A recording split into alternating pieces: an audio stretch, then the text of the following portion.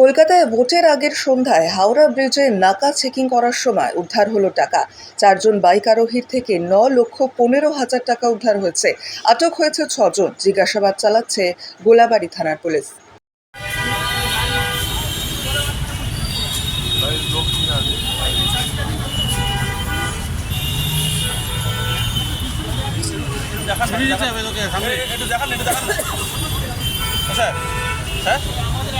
লাগাবো আজ তার কাছে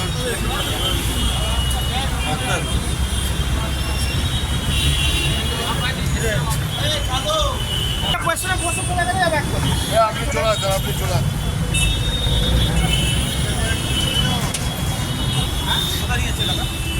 टाका पता नहीं अच्छे अब तो अपना ऑफिस में लेके जा रहे थे। कहाँ स्काइकिंग कोरियर सर्विस।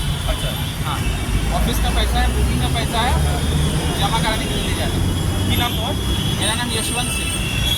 कहाँ से हल्के से